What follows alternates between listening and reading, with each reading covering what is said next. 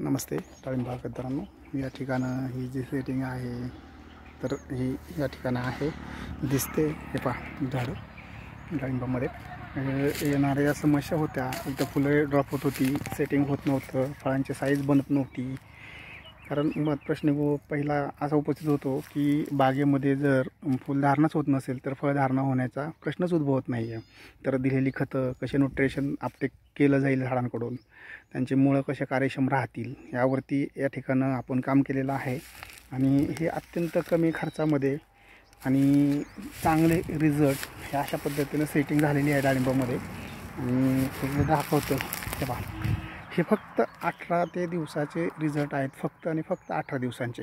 ह्याला 2 महिने 4 महिने किंवा 3 महिने काम करा, 2 महिने असंच करा, ह्या गोष्टी नाही आहेत. कारण बेसल डोस देणं ह्या त्या गोष्टी तर असतातच, परंतु जे मेजर सोल्युशन पाहिजे किंवा मेजर जे वर्क पाहिजे आपलं फुलधारणा होणं, त्यानंतरनं त्यांचं ड्रॉपिंग न होणं, यावरती आपण या ठिकाणी हे काम केलेलं आहे. आणि ही जी साईज आलेली आहे पहा, हे 18 दिवसांमधली साईज आहे. फक्त अशा पद्धतीनं ही साईज आलेली आहे. ह्या 18 दिवसांमधील हे सगळं असणाऱ्या सगळ्या गोष्टी या ठिकाणं आपण दाखवत आहोत आणि ह्या पाहून घ्या.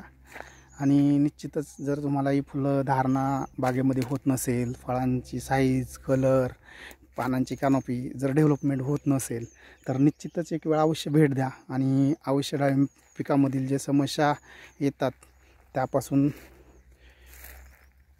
मुक्तता मिळवा आणि चांगलं डाळिंबाचं दर्जेदार उत्पादन घेण्यासाठी एक वेळ अवश्य संपर्क करा. आणि हे दाखवलेलं आहे तर यातून तुम्हाला लगेच लक्षात येईल की 18 दिवसांमध्ये ड्रॉपिंग थांबलं, साईज झाली. ह्या सगळ्या दाखवून देण्याचं कारण की बाबा या ठिकाणं 1-2 महिने वाट बघा, 5 दिवस वाट बघा, असं काही नाही आहे. फक्त रिझल्ट आलेले आहेत हे दाखवतो आहे. आणि हे दाखवून ह्या पाठीमागील जो खर्च आहे, अनावश्यक खर्च, आवश्यक खर्च, व्यवस्थित जी सिलेक्टिव्ह फर्टिलायझर, सिलेक्टिव्ह पेस्टिसाईड, फंजिसाईड्स वापरणं आणि त्यातून रिझल्ट घेणं. कारण सिलेक्टिव्ह का म्हणतो आहे तर या ठिकाणं अनावश्यक खर्च न करता बागेला आणि सगळ्यात महत्त्वाचं या ठिकाणं पिकांना उपलब्ध होणारी अन्नद्रव्ये कोणती द्यावीत, कशी द्यावीत, पाण्याचं नियोजन, ह्या इतर काही समस्या असतात त्या जर व्यवस्थित काटेकोरपणे पाळल्या तर त्या समस्यावरती आपल्याला मात करून या ठिकाणी डाळिंब पिकातून आपण चांगल्या पद्धतीनं उत्पादन घेऊ शकतो. हे अशा पद्धतीनं ही सेटिंग आहे. आणि फळांची साईज पण आहे हे दाखवून देतो आहे. म्हणजे फक्त की बाबा 1-2 पिकावरती सारखे व्हिडिओ येत आहेत किंवा असं काही नाही आहे. कारण सगळ्यात महत्त्वाचं आपण काम या ठिकाणं जुना एक्सपिरियन्स आणि सगळ्या गोष्टी आहेत तर त्यातून आपण ह्या गोष्टी साध्य केलेल्या आहेत म्हणण्यापेक्षा बदल केलेले आहेत. मी हे बदल पाहून घ्या. अशा पद्धतीनं आत्ताची ही कंडिशन आहे बागायची, 18 दिवसांमधील बदल आणि 18 दिवसामध्ये येणारी ही साईज. या ठिकाणी न्यूट्रिशन मॅनेजमेंट कसं ठेवावं, स्प्रे शेड्यूल, त्यानंतर औषधांची निवड, ह्या सगळ्या गोष्टी येतात. आणि ह्या गोष्टीवर जर काम झालं तर निश्चितपणे डाळिंब बागायतदारांचा अनावश्यक खर्च टाळून ज्या काही समस्या निर्माण होणार होत्या किंवा होतात बागेमध्ये तर त्या सोडवण्यात आलेल्या आहेत. आणि अशाच प्रकारचं मार्गदर्शन जर आवश्यक असेल, जर आपला अनावश्यक खर्च टाळायचा असेल आणि कायमस्वरूपी बागेतील कामाबरोबर मानसिक ताण कमी, आर्थिक ताण कमी कसा होईल यावरती सविस्तर मार्गदर्शन केलं जाईल. कारण काय होतं आहे, फुलधारणा झाली होते, नंतर ड्रॉपिंग होतं आहे, नंतर साईज होत नाही, नंतर त्याला कलर येत नाही, कलर नंतर गोडी येत नाही, ह्या अशा अनेक काही समस्या असतात. तर यासाठी आपण हा व्हिडिओ बनवतो आहे. आणि इतकं सविस्तर सांगण्याचं कारण काय माहिती आहे का, तर आपल्या डिस्क्रिप्शनमध्ये जे काही माहिती दिलेली आहे पहा की पिकाचा खर्च, अनावश्यक खर्च टाळा, त्यानंतर पीक पद्धतीनुसार 10 ते 15% आपण उत्पादन खर्च कमी करून 10% तुमचं उत्पादन वाढवून दिलं जाईल. ते या हेतूनं आणि या उद्देशानं लिहिलेलं आहे.